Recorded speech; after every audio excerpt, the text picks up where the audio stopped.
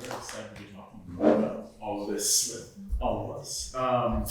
Barbara, I would love to to get us going, first question to you in terms of Sure. what drew you to the overarching theme, or what drew you to bring all of these works under this one umbrella together, and also to remind us that the title of the exhibition is "The World is Wholly Inside, and I am wholly outside myself." Yeah. Maybe you could also talk about where that title comes from.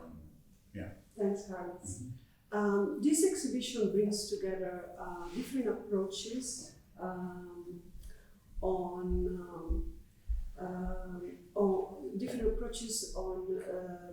the investigation of an artist, the artist's investigation on limits of visual representation. So we see here Scott Young that re-envisions still life and vanta paintings and bring us object with this motive of social meaning to Monsieur Zohore here that criticize. Sorry, can you say that? No, it's cool.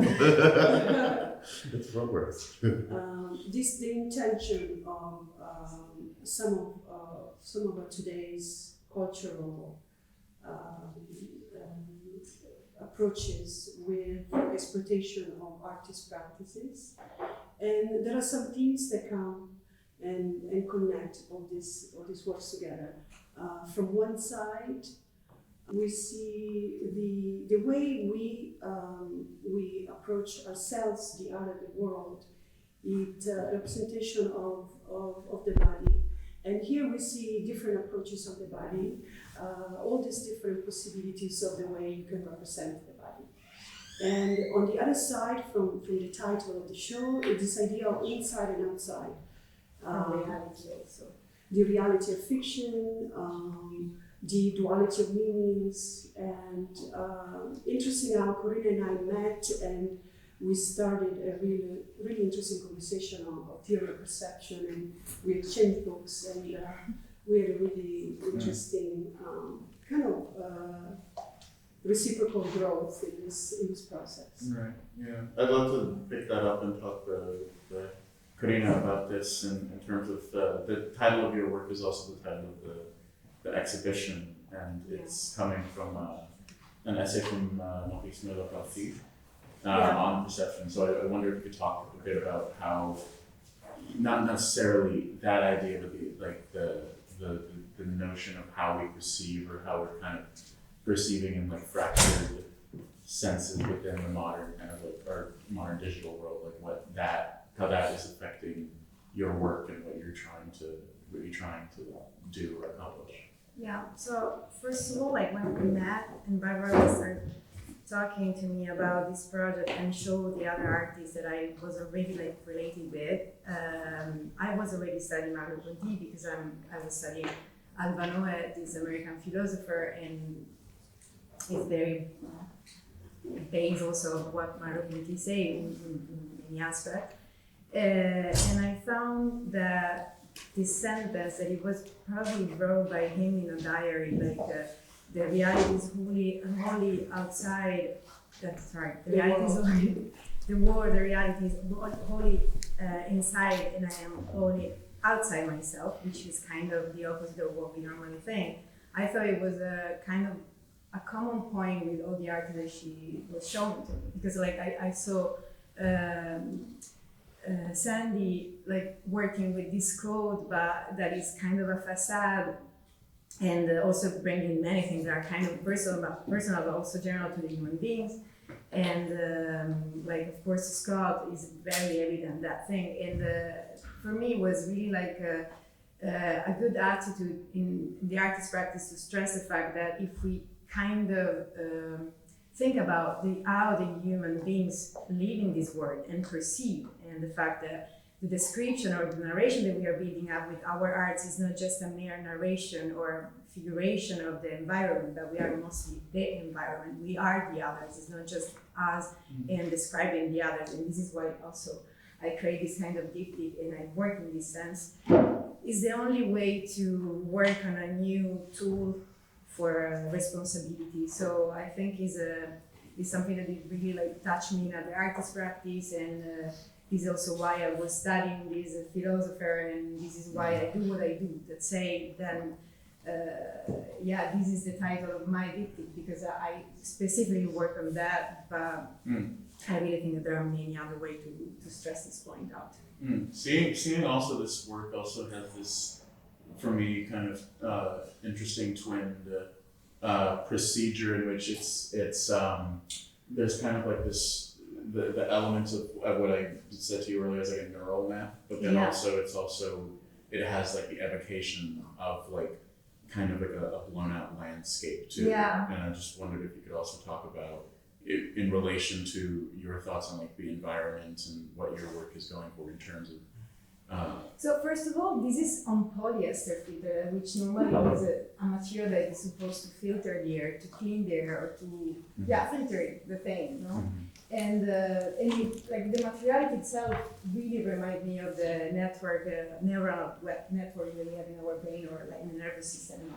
And of course, usually human beings, when we perceive a form, we kind of read that form with a sort of like, or like a landscape, or like taken from animal like kingdom. So we always see landscape, clouds, or veins, or electricity, or something that we can actually relate with. So that is another point for me to stress out the fact that the landscape is not just something that we are living in, but also we see landscape, we think landscape in many other occasions, basically always. And so when I started this kind of work in 2013, they were really like kind of an abstract like landscape. Now this landscape is more like a kind of an inside landscape of the body, because you can actually see some sort of, and people told me they saw some veins or some like, sort of electricity. But some others see like some steps of animals, or you can always read an abstract like that and see forms that you are familiar with, and I like that. And I also very like the fact that I with a sort of serendipity, there are so many things that are like, we all produce new work for this exhibition, and I see like a lot of things in your work, and when I saw it I was like, oh my god, this is so amazing. Like, we kind of use almost the same color or the same approach, that sometimes spending too much work on our approach is kind of scary, because like we also do the thing that because we feel like that, and to just see that there are so many similar things sometimes is very good for us, like seeing this exhibition that I cannot explain why we are so close, and then we meet for real, and it was so good, and we have things to share, and we have different approach, and we can starting from different point but agree on all the line is top. Let's get into it. Yeah. I think when I was invited, I remember Barbara invited me to be part of this exhibition, I think maybe a year ago, but I know it was never a formed idea yet. And then I had just finished this like 2-year-long project in Florence, and Barbara came and brought me back to Paris, and literally brought me back to Paris, and then brought me here. And I think I was, it was really interesting to have this second opportunity to expose again in France, in Paris particularly, because I spent so much time here growing up as a child. And thinking about the street specifically, I got really interested in thinking about the street's history in relationship to fashion, and its relationship with the garment industry, and that's like its ideas of, its place in like being a hub of notions and accessories, and then so I started really becoming interested in the notion of it being an accessory, and that became like the driving metaphor for this this meditation on exploitation that kind of happened, I was really interested, I think, with Barbara's, I was kind of to focus on like thinking about fashion as a vehicle for these conversations. And I started kind of recalling all of these instances of being here for Christmas and watching the store, the stores kind of redesign themselves to package these opportunities for commercialism. How do we make Louis Vuitton more exciting than it is today? And somehow along the time, that started to include the body of an artist, you know, vis-a-vis like we have like starting with Steven Sprouse at Louis Vuitton, but moving forward now into Amoko Bafo at Dior and Yayo Cosimo, who are physically being depicted and represented, you know, as commercial tools to sell this work. And so with my material, the paper towel, that's about making a mess and cleaning up a mess at the same time, it allows me to absorb any of these kind of modalities into my practice. And so it became an opportunity to think about instances in which artists are being used to, artists' bodies and practice are being used to drive commercial gains, consumerist gains. And so we have the example of, I turned Marina Abramovich's 2007 performance at the Guggenheim, where she pretty much just twirls around in a blue dress into a Balenciaga ad, because that's kind of what it was, you know? It wasn't much else. And then Karl Lagerfeld becomes a piñata because of his, like, you know, his contentious relationship with his own identity, you know. He's a queer man who wasn't very queer. He's a slightly racist, slightly problematic, and you know, but also completely celebrated at the same time. So the form of a piñata takes on that kind of revelry, but also that destruction at the same time. You know, over there, Louise Bourgeois turns into a handbag that can be taken away, and in the back there's an oscillating fan called La Marseillaise, which is a kind of portrait of a woman returning from her tropical vacation, be it Africa, be it some kind of whatever, with the braids of the culture that comes back, you know. But she's also a fan of that culture, so there's that, you know, the language always sits in place of it. Yeah, exactly, you know, because I'm always so interested in like the sublimation of materials, you know, and actually, I wouldn't want you to forget the performance piece that was, of course, done during the opening, and maybe you should talk about that. Yeah, I wish I could do it right now, but you know, yeah. So during the opening, we got to restage one of my performances that originated at the Baltimore Museum called the MZ05 Grâce, in which a body of performers, for the duration of the opening, clapped for everybody that walked in or walked out of the entrance of the exhibition. So continuously for 3 hours, there was just the sound of the applause, and there was no other way of entering this space other than encroaching on the bodies of these performers. And there was this really beautiful thing that happens when you realize that the performance either like affects you positively and like a really kind of enriching and engulfing experience of joy, but then you don't notice that these people are like fully exhausting their bodies like as they perform this action, which can then reinvigorate, you know, which like blows against all the other options, you know, of other artworks in the room. So it was a really nice opportunity to have all of those things kind of come together. Right. There's a deep investment then I hear of like in the performative, like the performative realm within your work, both like in the works that we see here, but then also the actual act. So I'm wondering where that comes from for you and like how that maybe you know puts into motion this notion of, I think, provocation, and the provocation within certain spaces that are not used to having such kind of provocations, like in your kind of insouciant. You know, it's really interesting. You know, it's really interesting being a person of color and just like walking on the street. You know, and like specifically in France. You know, when like this image is like wholly inside and outside of this country, you know, like the anomaly of my presence is like always baffling and shocking to me, you know, but also to everybody else, right? And so these kinds of, so I become really insistent on these kinds of actions of engagement, you know, and so it's like everything in my practice is a performative actual object. You know, the paper towel absorbs and dispels. The piñatas exist and get broken. The fans move. You know, and in such a way that like they do exactly what they're supposed to be doing, but in a way that reminds us that there's something else happening. Maybe something more sinister, something more not as obvious as what they do.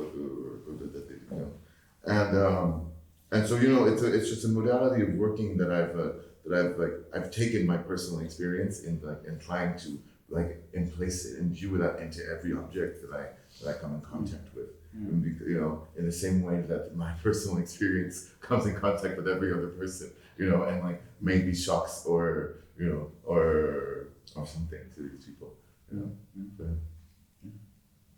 Luc Ming, I wondered if you could also talk about your engagement with what you see immediately within your world and how that gets into your paintings and your art. Like I think what strikes me the most is like your applications of color and like that they're kind of how they're interrelated with one another, like within. But I'd love to hear more about that from your perspective, like where if perception or the way that you're looking at the world, if anything, like how does that get onto the canvas for you? For the painting I select for the show, I think I decided to take abstraction for the show because I have a lot of kind of other works, but I think might be not a good idea to put too much thing on the show also. So, and don't lose people about my practice. And also in good show you have to find a balance. And so I decided to straight ahead and select abstraction. Then I think about the idea of colors was very selfish selection. I select one of the best, and I select Barbara might like it, and it's also the choice. Definitely. I mean, that's the way you should do it,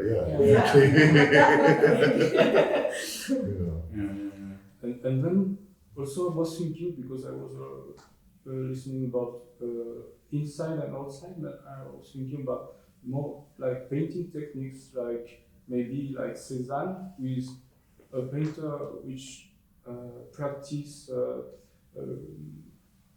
something very interesting between two colors with outside and inside the shade, because all the color outside might be in the subject and then outside, and then it makes like a very interesting fondu. I'm interested also in this notion, I think, like abstraction as a language itself, and like how, to go back to Corinna, you kind of touched on this briefly in your conversation, but I wonder if you could develop that a little bit, like what, like this notion of like that something within the abstract realm has to materialize into something or like become something, but it's something about all of your work, I would say, resists that kind of easy hardening or ossification. Yeah, mostly like all arts production, like if you even do something that can be really realistic or figurating something, is anyway a narration, anyway like comes from an abstraction, an idea. So for me, using really like abstract, even when I was doing something that it was more like a real landscape, recognizable landscape, I was saying that is an abstract painting because it's an abstract landscape, because I want to touch this kind of idea that if I ask you to imagine a landscape and close your eyes, it's going to be a summary of all of your perception and memories of idea of nature, beauty that is very related to your cultural paradigm that is different from another one. Mm-hmm. So I don't want you to remind a real landscape that you saw, but I want you to make that your own. Because anyway, even if you remember something that you see, you have seen, is gonna be made up by your system, by your way to perceive, by your way to also perceive that moment when you are actually contemplating the landscape around you. And it's not just the background where you are living in. So for me, it's very important to keep playing also with the abstraction, because even when I do some sculpturing bronze, they look like animals form. They are actually abstract form that are made by rope, but I want you to read, and I want you to stress the fact that we are always reading, always narrating, and we have a creative brain. This is our drive, this is our way to actually perceive. We can not do much. One of my question now is like if it's correct or not, humanize nature. That is something that we do constantly, and it can be a problematic, like an issue. But I don't think we can do different. Like I don't think we can avoid to humanize nature, because unluckily is how we perceive. We narrate, we create meanings, and we create abstraction. Even when we want to actually describe reality and be super hyper realistic, we can't actually do that. Where reality is something that it doesn't care about us, and we care much about reality more than reality care about us. So for me, I think like working about that, stressing all of this ambiguity or a complex situation is the only way to, again, understand that we are actually very far for be able to understand, first of all, and so creating more responsibility and probably like day by day, step by step, really make some changement in terms of a big topic or a big problem like environment, climate change, or animals, or whatever, everything, like the other, like everything, like everything. Well, you said the key word there, the other. I think you're talking about like this confrontation with the various others, or the things that we kind of banish from ourselves as normality, or like in your case, Sandy, like also like I love this idea of like, you know, walking down the street in like Paris, and that you're confronted not necessarily with like seeing how you're seeing the gaze like as other people are like putting it towards you, and then that relationship then changes how you see yourself. But then I guess through your work as well, there's like also this element which I adore, just like again, like to go back to that word insouciant, just like the humor and the kind of like the kind of deflation of an image of like an aura, or of like that there's like something special or unique about kind of like objects. And like I wonder if you could talk about that as well, that kind of process, in addition to kind of how a lot of your work is like dealing with memories and confrontations of so many others that one's faced with within the art world. Yeah, I think, you know, I would say that I do think I deal with it in a sense of abstraction also, you know. For me, I make these kind of broad strokes of, you know, it's like Louis Vuitton, Louis Bourgeois, you know, it's like, like somehow these two objects and images combined together make sense, you know, and they like exist in different landscapes and different narratives and different things, and have all these different like meanings that are wholly unto themselves, but they can find combinations with them. They like are able to achieve a singular topic, you know. But then there's also a thing of the misunderstanding of it, you know, that I really enjoy, you know, like the idea that like you can absorb these images and have no idea where they came from, you know, or not understand how one relates to another to achieve another image, you know. And so like there's these disparate separate systems, except like even I think about that so much with like the paper towel and the image on the paper towel, you know, like the object itself does most of my concept, you know. Then the images I choose can even contradict the concept that I'm working with, you know, that the material is invested in order to achieve something else, you know. So I'm constantly, I think for me I'm not afraid of getting it wrong, you know, and I'm not afraid of just like having it be incorrect, you know, and having it not add up to anything, and then letting that kind of abstract and ephemeral kind of like energy allow for the work to guide itself where it needs to go, you know. And because, you know, if it's wrong the first time, I'll just print another one out, you know, like. And then there's always another image that can come into the world, you know. And I think well, for me, what's really great is that each work makes another one, you know. Like the combination of these images inspires me to combine other images together, and that is how I kind of guide myself through and through, you know. And so, like using humor as like the metric of just kind of how much space something occupies in a room. You know, like the sound of the laughter is how well it's doing or not, you know. If someone laughs, it's really good, or like if someone doesn't laugh, it's really good, you know, things like that. Like those are kind of the barometers that I'm working with, you know. And so Oh, I lost my train of thought right No. there. It's just, But I feel that, if I may, yeah. from here, I'm curious to know, I feel like with this effort, also wanting to give you guys artists a platform in Paris in this time. How would you imagine your next step, like from here? Yeah. Like, what would be your, like a possible Yeah. dream project Yeah. coming here, coming back to Paris, or from here you go, I don't know, Yeah. where is the That's a inspiration good now question. from I here? mean, because I think also part of the fashion strategy was to like use it as a strategy. You know? Exactly. I think I had like What's the strategy? I had an ulterior motive of another project I wanted to work on, so I designed this like a bunch of works that remind people of the art. You know, I've been thinking a lot about handbags for a while. You know, and thinking a lot about the exchange value of what that object is, and also thinking about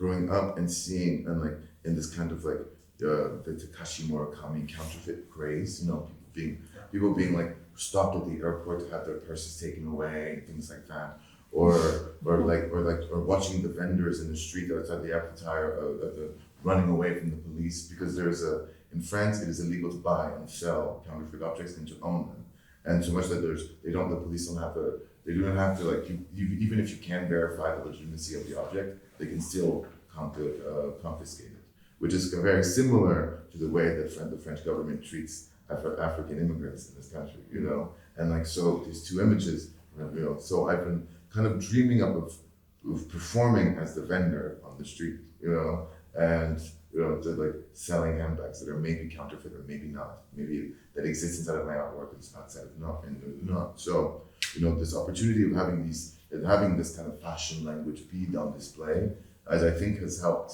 you know, open this conversation towards other people to the possibility of expanding this project into other things, you know.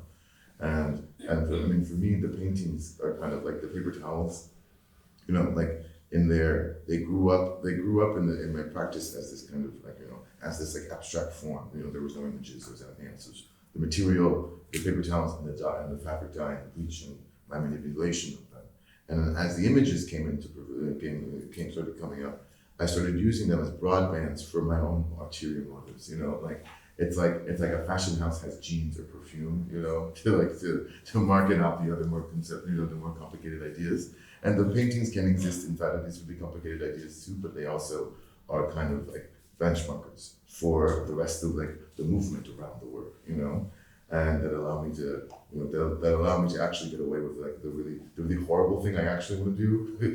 Like it gets the painting kind of makes it you know, Right. it absorbs the kind of shock and the mess of the thing. So that's, you know, so it's been really wonderful being able to, you know, use this platform and positioning to maybe, you know, open the door for another project. You know. Wonderful. And then anyone else? Is anyone? No, Corinna, I know you were thinking about this PhD practice, which is, I think it's quite exciting for your practice. No, definitely. Like, my intention is like keep being able to study and writing because I'm really like fed by that, and my work needs that. But also, I was thinking like it would be great to kind of make a publication of like all this conversation, like maybe write down a few things, like sort of a diary. That would be great. Also with you, because like Barbara was not just like creating the opportunity and the platform. You were much more than that. You were really a lot in the conversation, really triggering the conversation and making all of that happen. Like even meeting you, like it was so good. And I think like just It is a nice idea. yeah, I mean, I think we should have, because like we really have to say a lot, or that we can stress things that are very usually considered different or afar, but are not. When you ask me about project, like yes, of course we have many, like we want to do things. I would love to have exhibition like in institution bigger, like to see all the, because I'm not just in that. Like of course, but I think also keep working on that. I mean, this exhibition is not just finished in November. I think we create friendship, we create like a lot of things that are going to last. Nice.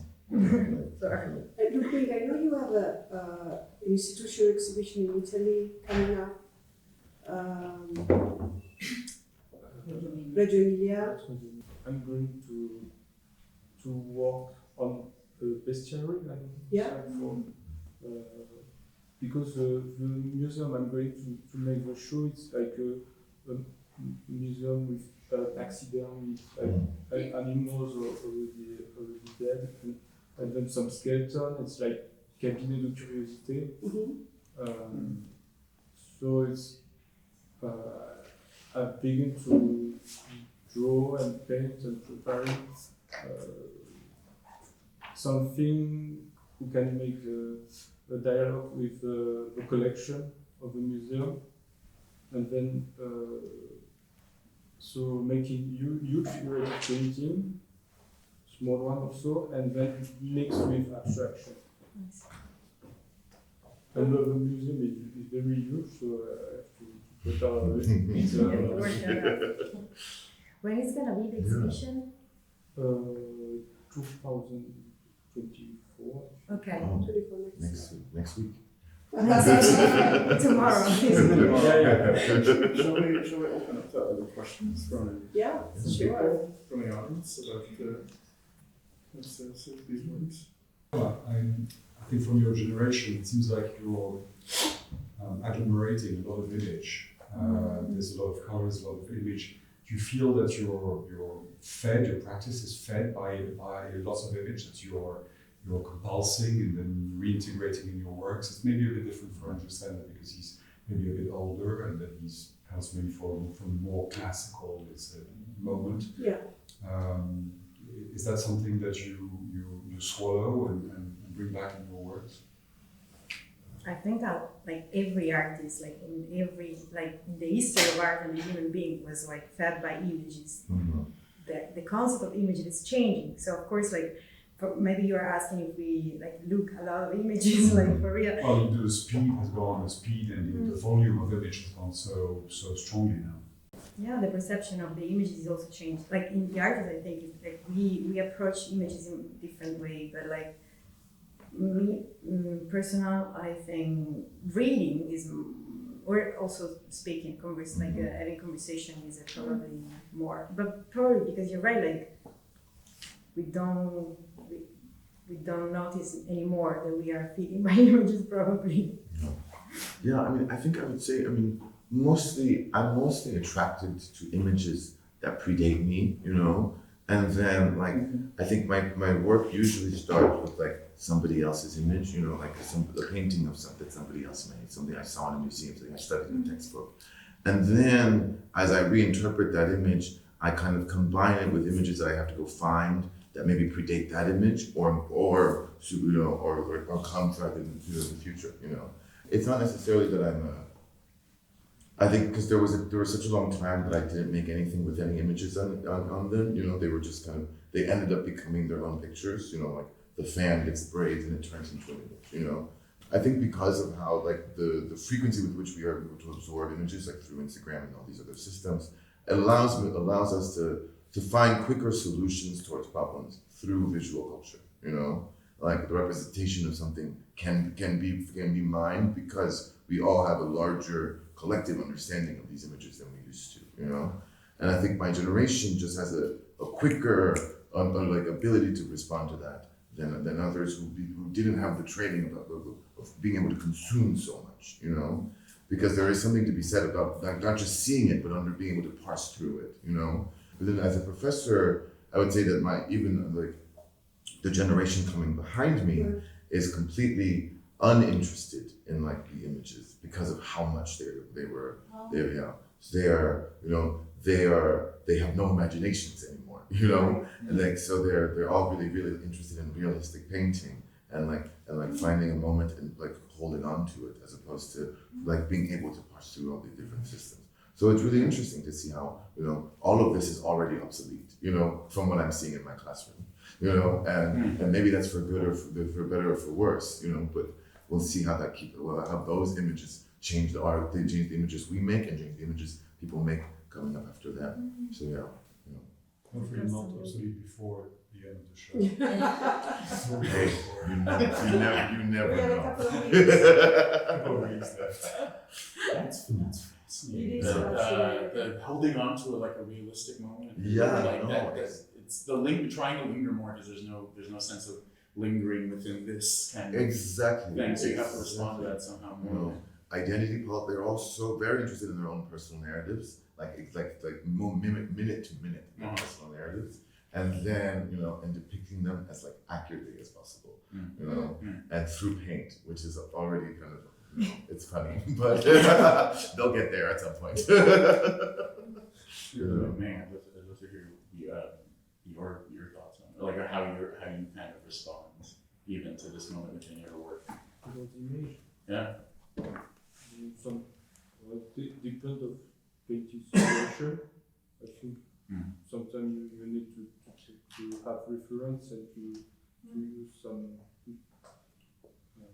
strategy and see what you have to do with painting, or sometimes also different kind of thing. Maybe sometimes I draw model and also still life, and still life you just have to have some objects.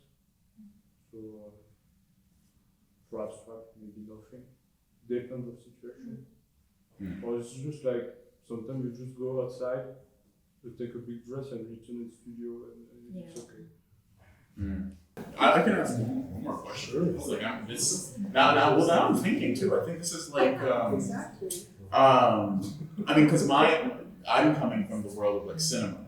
Right. And there is that, like, obviously that kind of bleed through between like how much images we're inundated with, but moving images specifically, and like being able to like understand the sources of what the images is that we receive. There was a point where it could be anchored within the space of like the theater, like that, those kind of like hallucinatory, fantastical moving images, whether of like a documentary or a fictive nature, whatever, those categories are obviously not collapsing because of AI and all that.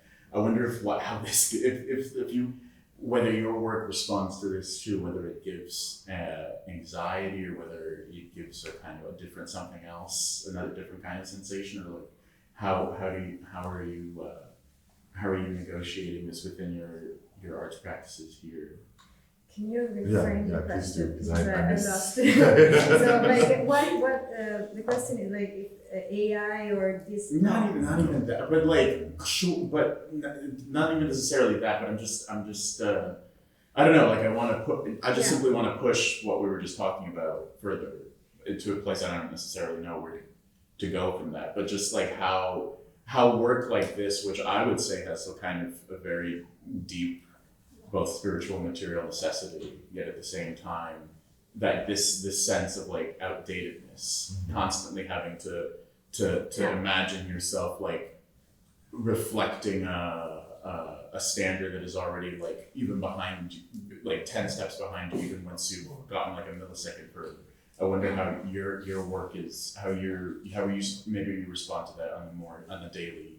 I think every artist basis. like respond to that and have a lot like lives with big anxiety, to respond to that. But this is also why we do what we do. So the anxiety, I think, is part of being an artist. I don't know any artist that has no anxiety actually, and I think it's because we sometimes it's kind of overwhelmed to see and to have a feeling, to grasp some explanation of things that are happening, and then you want to kind of like make a form or write it down, whatever the form of art you use, but you need to process those feeling in that way that is not feeling like an emotion, like, but it's just like, okay, I'm sensing the reality, the environment, what is happening, the society and everything.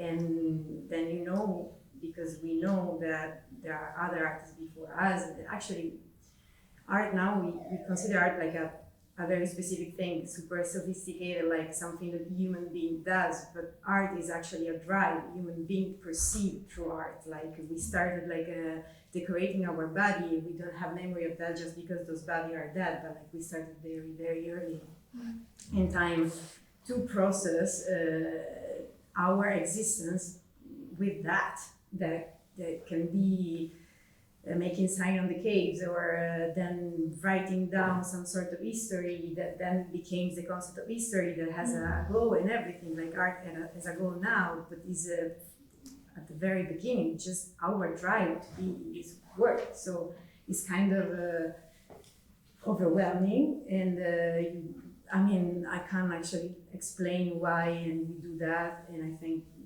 it's just but then there is also a code, there is a history of art, so we have to measure ourselves with that. So there is all this thing, and I don't know if I replied to your question. You did. You did anxiety did a response. previously a lot.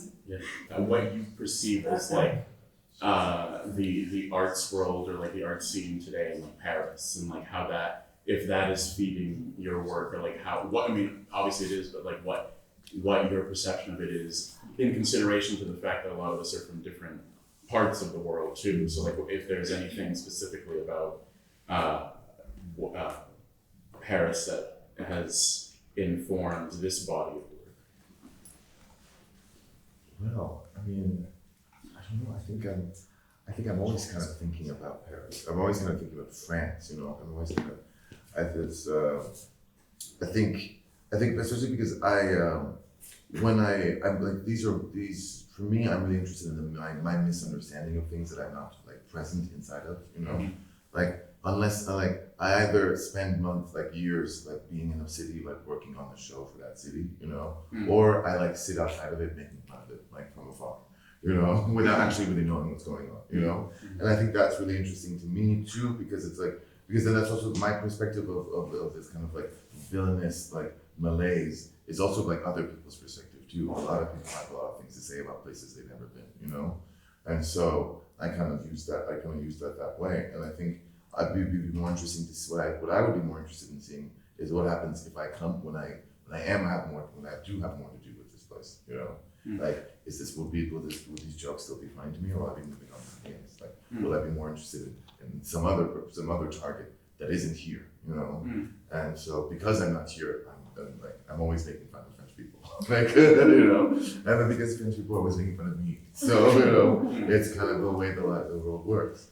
You live here, so you have a completely different understanding. Yeah, but for me, Paris is really like the city of like my life, private life, and now like I arrived here without thinking to be here, but they were my best friends, like that I know forever, and there is now my love. So like it's something that is really like a city where I feel like in a good space for myself, even if it's a very tough city for any reason, like it's expensive, like finding a studio is now. But I also have a beautiful studio now, and I am sharing that with like the best mate ever.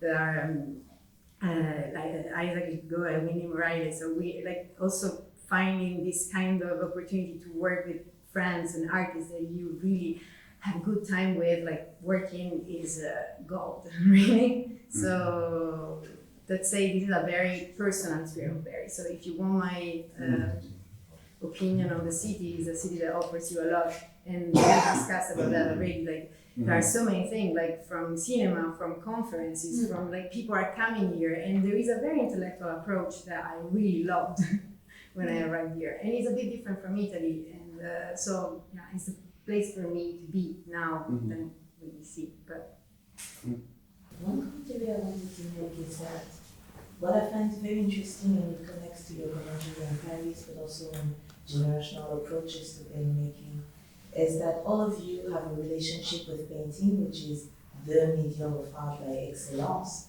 but at the same time you subvert it in so many interesting ways. There are 1,000 ways of painting here that don't look like classical format, but at the same time Paris is interesting because you can learn from all the classes because they're still on the walls.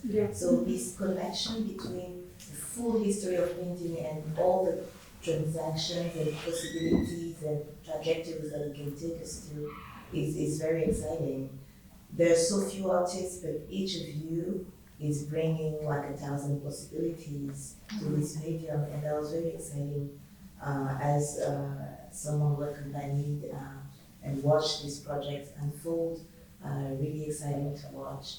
So for you, my question would be, what is for you the future of painting? and of art in general? I really started like asking the question why, as a human being, we keep, as a species, we keep painting and we do paint. Like even now, when we can totally do something other thing, and I think that one questioning that and stressing this, try to answer that, is a responsibility that every artist has. Like even if you decide to not do painting or sculpture or whatever, but you have to ask yourself why you do that. And my response, because I don't consider myself as a painter, for example, so because I always saw those as sculptures or objects, and I try to keep like giving to them like a three-dimensionality that is like not just a painting. Because I think painting is very complicated, and it's not just about painting. It's really about concept, and again, is the oldest form of artistic right that we have, because we painted our body, as I said before. So we start painting our body or our eyes, and is really our way to do. Then you can paint, write, or then we start writing. We start doing other things, but it's something that is typical humans. And for the future of the painting, I just can say that it's never going to disappear. It's going to pass through phases as always, but again, it's a drive. It's our way to do, but many artists are painting without using painting. Also in cinema. Like for me now, painting is not anymore like the canvas or whatever, or the fact that you use the medium. So painting is much more than that now. Yeah.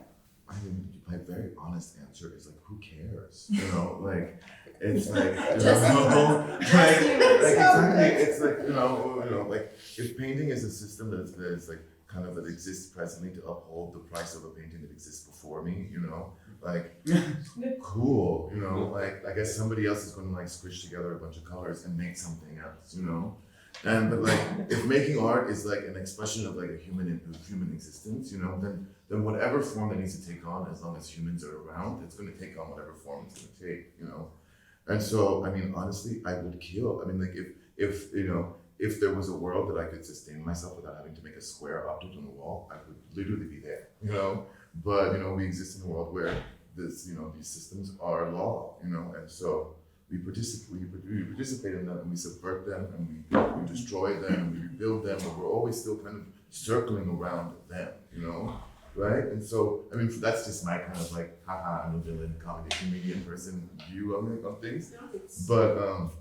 But yeah, I mean, it's like, you know, making art is like the best thing I mean, it's an honor for me, you know, and like, however that, like, most of it just happens in my mind, you know, and I have the best day ever, you know, regardless of having seen or heard or sold or bought or anything like everything before that. It's just, you know, having these ideas of putting things together for me is what I wake up in the morning for. So, I mean, hopefully in 1,000 years, somebody gets to have that feeling, you know, you know, if it's a painting, if it's whatever, great. I mean, I hope it looks nice, you know, like, that's about it. I just wanted to take the opportunity to thank the artists to be here and the gallery, Edouard, Sébastien, Gabriel, and the entire team for being so generous and so trusting in making this project happen. So really thank you. Thank you all of you. Thank you.